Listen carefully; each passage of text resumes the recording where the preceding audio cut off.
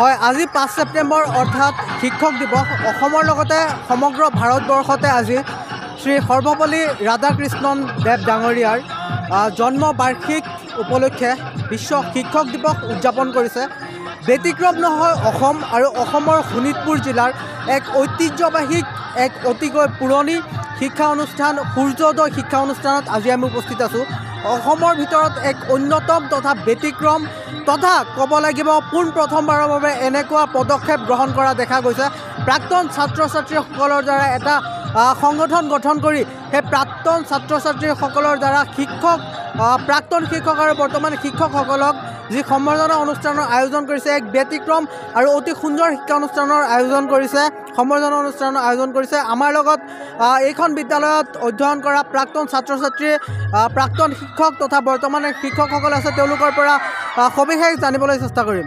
আচলতে কথাটো হ'ল যে আমাৰ জীৱনত শিক্ষকৰ যি ভূমিকা সেয়া আমি কেতিয়াও পাহৰিব নালাগে।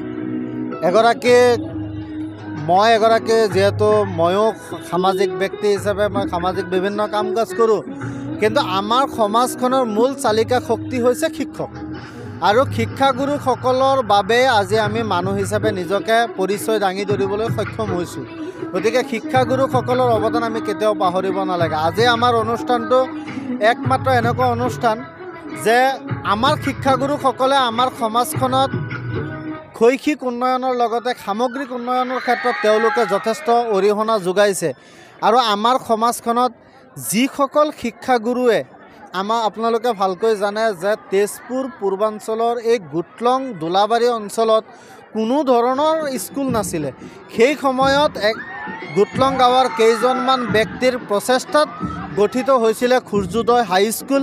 আৰু এই সূৰ্যোদয় হাইস্কুলখনত যিসকল শিক্ষাগুৰু বা যিসকল শিক্ষানুৰাগী ব্যক্তিসকলে বিনা বেতনে কষ্ট ত্যাগ স্বীকাৰ কৰি ছাত্ৰ ছাত্ৰীক শিক্ষাদান কৰি মানুহ হিচাপে গঢ়ি তুলিছিল, মানৱ সম্পদ হিচাপে গঢ়ি তুলিছিল, সেইসকলক আজি শিক্ষক দিৱসৰ দিনটোত আমি শ্ৰদ্ধাৰে স্মৰণ কৰি তেওঁলোকক সম্বৰ্ধনা জনাই তেওঁলোকক সেৱা জনাই তেওঁলোকৰ পৰা দুৱা আশীৰ্বাদ ল'বলৈ আমি সক্ষম হৈছোঁ।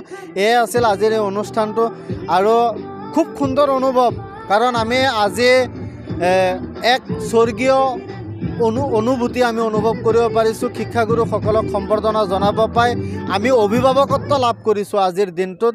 খুবেই আনন্দিত। মোৰ কিন্তু আনন্দত আজি চকুলো ওলাই আহিছে, কাৰণ মই শিক্ষাগুৰুসকলৰ বাবে মই আজি এগৰাকী মানুহ হিচাপে প্ৰতিষ্ঠা লাভ কৰিছোঁ। শিক্ষাগুৰুৰ বাবে আজি মই মানুহ।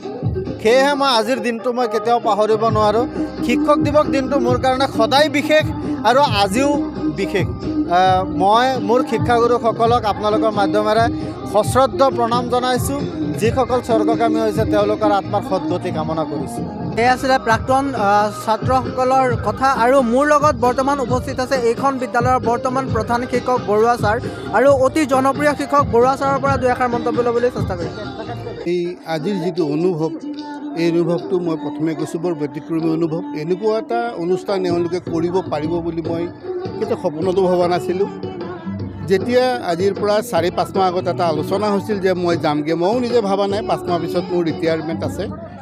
এওঁলোকে ফটককৈ এটা আমাৰ প্ৰাক্তন ছাত্ৰ ছাত্ৰী, বিশেষকৈ চাইডুল এটা লিডিং পাৰ্ট লাগে, চাইডুলে লিডিং পাৰ্ট লৈ যিটো অনুষ্ঠান ইয়াত কৰিলে, আজিৰ অনুষ্ঠানটো ইয়াত আমাৰ প্ৰাক্তন ছাত্ৰ ছাত্ৰী গোটেইখিনি সেইখিনি সময়ৰ এই গোটেই ছাত্ৰ ছাত্ৰীখিনি মিলি আজি যিটো এটা বিচিত্ৰ অনুষ্ঠান কৰিলে, এই অনুষ্ঠানটো মই কল্পনাৰ অতীত।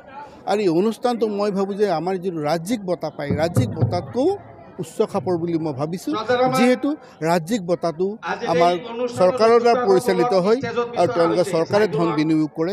ইয়াত পাত্ৰ ছাত্ৰ ছাত্ৰীৰ দ্বাৰা তেওঁলোকৰ ধন অপচয় কৰি এই অনুষ্ঠানটো ইয়াত পাতিছে।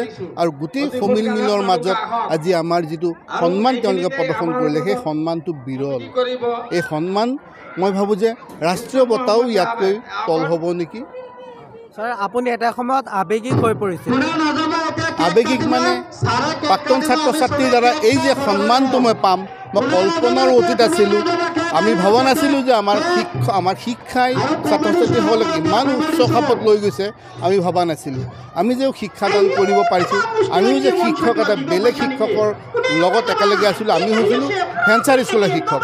আমাক এনেও মানুহে হাঁহে যে ভেঞ্চাৰ স্কুলৰ শিক্ষকে কিনো জানে, তেওঁলোকে এনেই পঢ়াব, এওঁলোকৰ শিক্ষা নাই। কিন্তু সেই ভেঞ্চাৰ স্কুলৰ পৰা কাম কৰি সেই ভেঞ্চাৰ স্কুলৰ পঢ়োৱা এই ছাত্ৰ ছাত্ৰীখিনিয়ে যিখিনি আজি আমাক সন্মান প্ৰদৰ্শন কৰিলে, সেই সন্মানখিনি মই ভাবোঁ ৰাষ্ট্ৰীয় সন্মানতকৈ বহু ওপৰত। গতিকে মই আজিৰ যিখিনি ছাত্ৰ ছাত্ৰী, প্ৰাক্তন ছাত্ৰ ছাত্ৰীয়ে আমাক এই সম্বৰ্ধনা জনালে, এই সম্বৰ্ধনা জনোৱা ছাত্ৰ ছাত্ৰীৰ এই সংঘটোক মই ভাবোঁ যে তেওঁলোকক মই মোৰ অন্তৰৰ ফালৰ পৰা আশীৰ্বাদ দিছোঁ। ভৱিষ্যতেও তেওঁলোকে এনেধৰণৰ অনুষ্ঠান কৰি স্কুলখনক উচ্চ শিখৰলৈ যাব। হয়, এয়ে আছিলে আজিৰ 5 ছেপ্টেম্বৰ তথা শিক্ষক দিৱস উপলক্ষে এক বিশেষ অনুষ্ঠানৰ আয়োজন কৰা। সেই বিশেষ অনুষ্ঠানৰ কিছু দৃশ্য আৰু ট্ৰুথ বাৰ্তাৰ পৰা মই বিদায় লৈছোঁ।